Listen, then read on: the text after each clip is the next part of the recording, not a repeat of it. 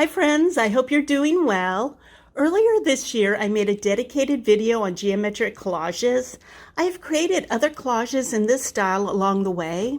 In this video, I'll share how to create simple and colorful geometric collages for anyone who's new to this style of collage. So let's get started. These are the papers I pulled for this collage. There are more papers here than I will use, but it's nice to have options. I would suggest pulling out more collage papers as well. Besides having option, it will keep you in the collaging mode, so you won't need to stop and look for paper in your stash. For this collage, I decided to paint the ground with Blick's matte acrylic paint in yellow-orange light. It can help to have some color on the ground so you're not looking at a blank page. This color also can be a starting point for the collage papers you pull. And finally, the painted ground can be used as a collage element. When I paint a ground, I put paper behind the page that will be painted and on the previous page to avoid any paint seeping onto the other pages in the journal. I suggest starting by using large-scale papers for the second layer, the first layer being the painted ground. This way you can have a base to add medium and smaller papers on top of it. Cut the paper into simple shapes such as triangles, squares, and circles. Also, I'm using papers that will contrast nicely with the ground color.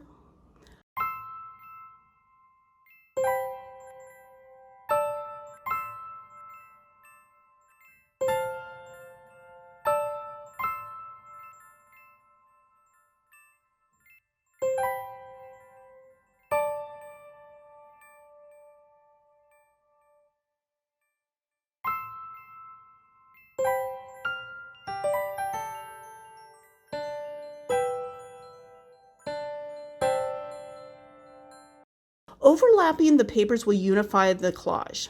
Side note, I'm using a glue stick for all the collages in this video.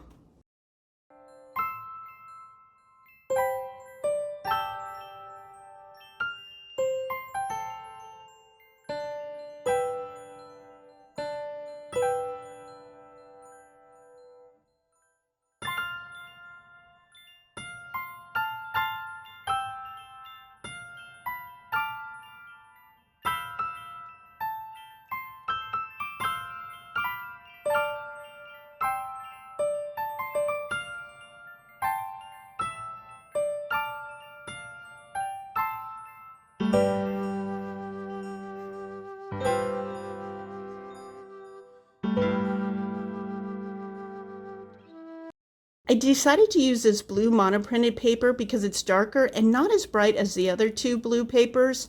This paper is the first dark value added to the collage.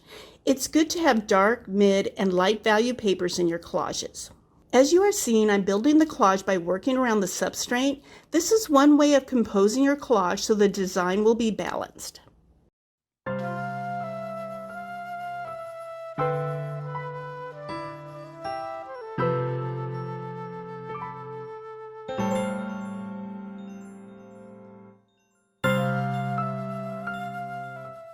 This turquoise paper ties in nicely with the yellow paper that has a turquoise pattern and the dark turquoise paper with the red pattern. Also, I'm starting to scale down the size of the papers to add interest to the collage.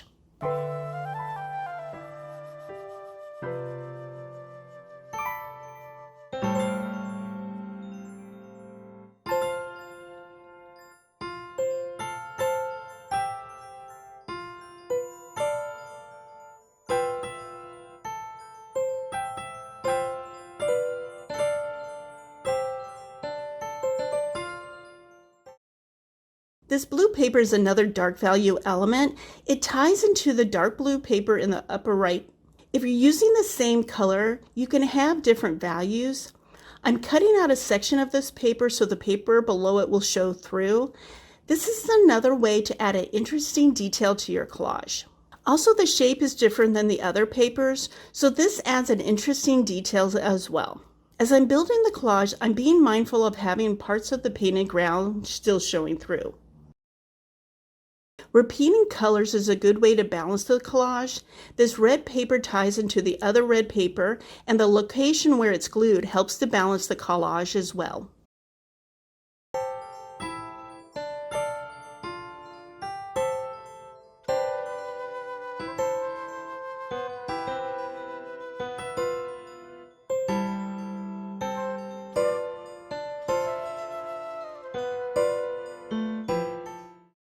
At this point, the collage needs another light value paper.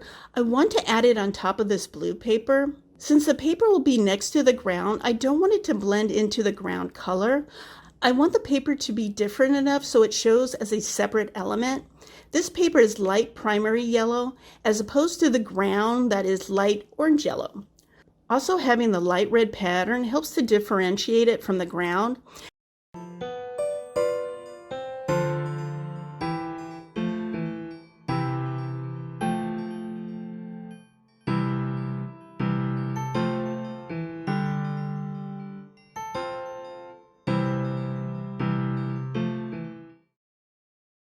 Again, cutting out part of the paper so the blue paper underneath will show through.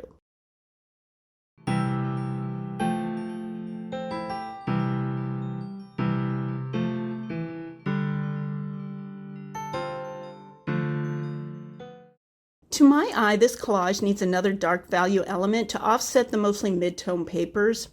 Even though the pattern is similar to the turquoise paper below it, the color, shape, size, and placement of the pattern is different enough, so I think it looks good in this location.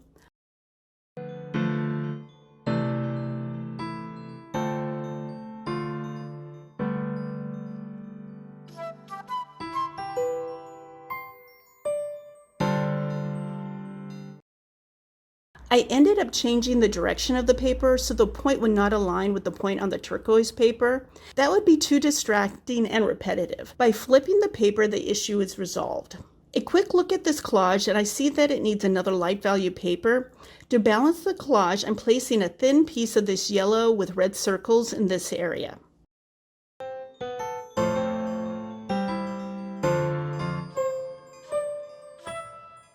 Here's the first simple and colorful geometric collage. Now on to the next one. Here are the papers for the second collage. Again, I pulled out more papers than I will use, so I have options.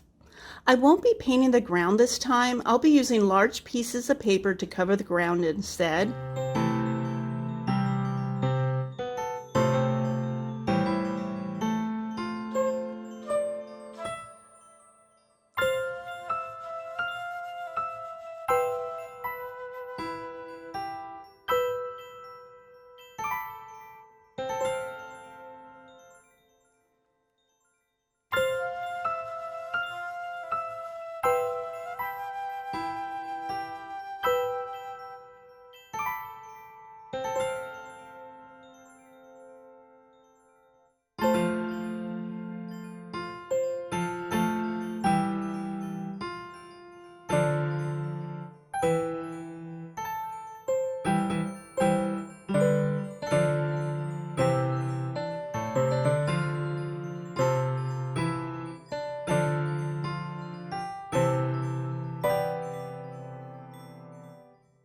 I'm not concerned that this green paper isn't covering the top of the substrate. I'll address it later.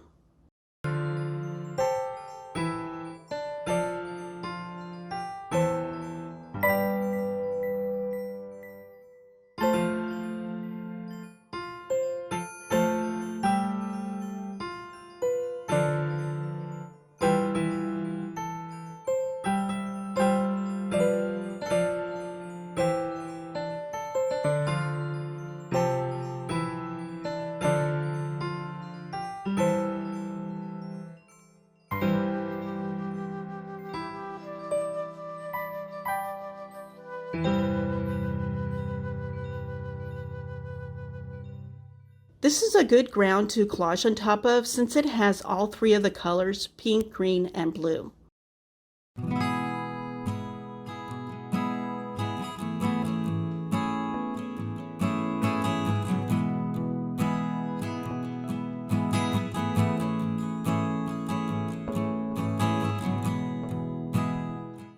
This blue paper ties in with the other blue paper, but it's slightly lighter and has a light green pattern.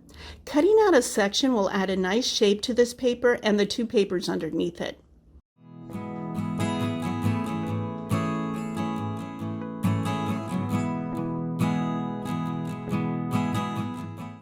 This darker pink paper is a good contrast between the lighter paper under it. It's good to think about contrast while collaging. It makes a good design. Also, it helps with selecting colored paper to collage with. As you can see, I'm starting to collage smaller pieces.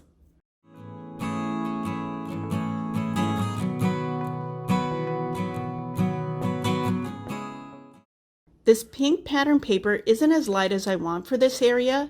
I brought out this pink purple pattern paper, which is lighter, so it'll add more contrast to the collage.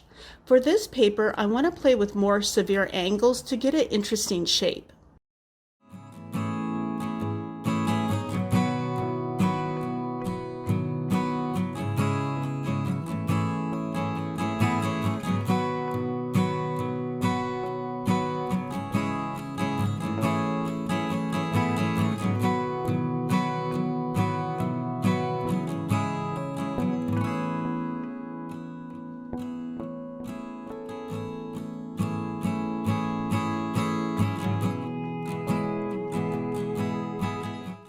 I chose this green paper to tie in with the other larger green paper.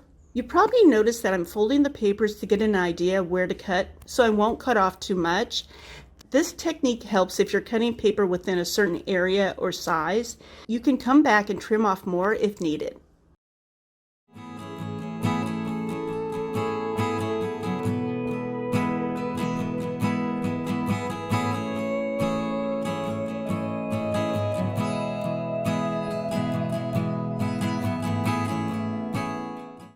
Typically, I'm not a person who likes pink, but I think it's a good color to use in collages. It can go very light or very dark and is a perfect bright color in my opinion. Also, it pairs well with other colors.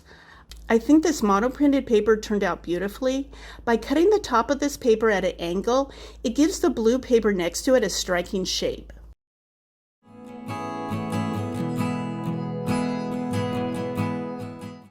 At this point, the collage can be considered finished because it's simple and colorful. I see some areas that could use some smaller accent papers. This area could use an accent of a darker color.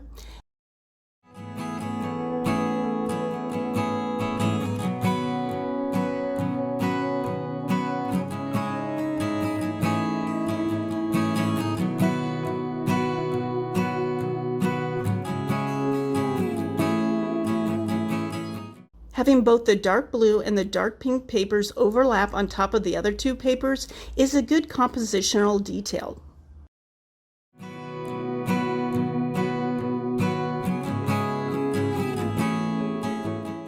Adding the dark pink on the right side provides a good balance with the other dark pink papers. Also, adding another piece that is thin helps to balance the design of the collage.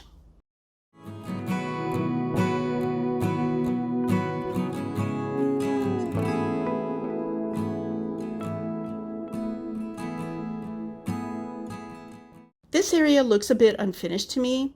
I don't want to use blue or green paper since those colors are already in this area. Adding a small piece of pink and white paper is a good accent color. Also, using a dark pink paper that isn't already in the collage is a good way to add variety.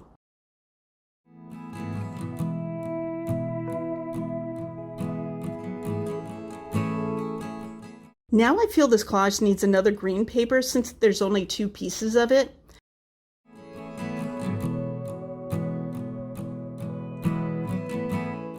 Cutting this paper down to only show one circle is the right amount of accent color for this area and the collage. I'm going to stop at this point before the collage isn't considered simple. Now on to the next collage. Here are the collage papers for the final collage. I like this color story. I notice I haven't used black or gray in recent collages. Again, I won't be painting the ground for this collage. It's bold to start with a bright yellow-orange paper in the center, but why not? I don't think I've mentioned that using a limited color palette when working with pattern papers helps to keep the overall collage cohesive. I love the pattern of this green paper. It has movement and variation of green values. You may have noticed that I'm not collaging right next to the gutter of the journal. I want to avoid any folding or wrinkling of the collage papers in that area.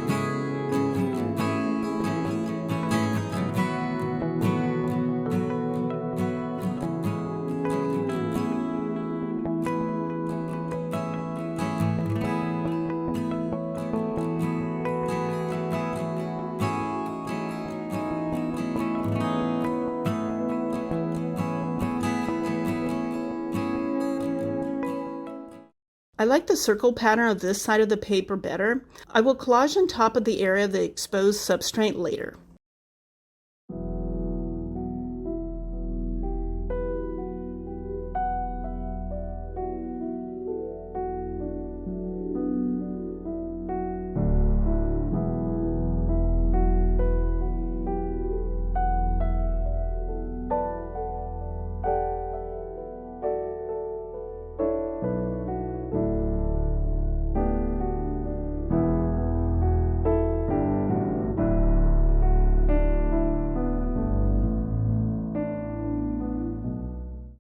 Adding this gray circle paper to this area gives the bright yellow-orange paper a slightly new angled shape, which is more interesting to look at than before.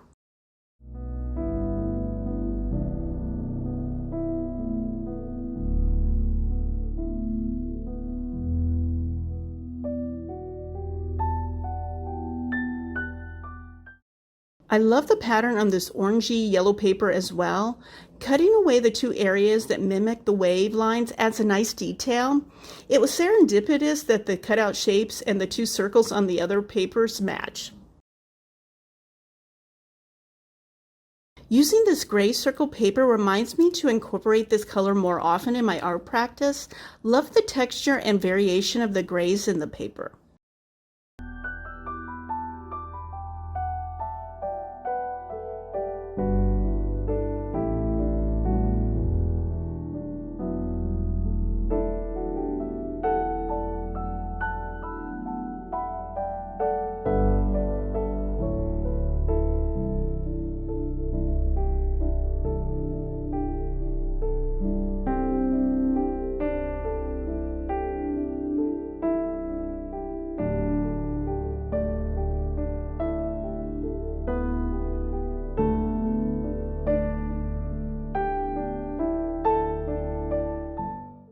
Now that the gray and the orange papers are glued slightly over the bright yellow-orange paper, you can see that this shape is continuing to evolve.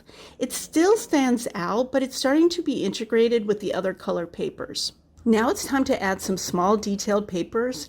By adding another bright yellow-orange paper, but smaller, ties in with the other one and continues to integrate it into the collage. Also, by cutting it into a curved shape, it ties in with the orange paper at the top of the collage. This collage needed another green paper. The only place I could think to place it is on top of the yellow-orange paper. It's a good time to mention that when collaging, you should be open to covering up or reworking a piece of paper or a section of a collage if doing so improves the overall design.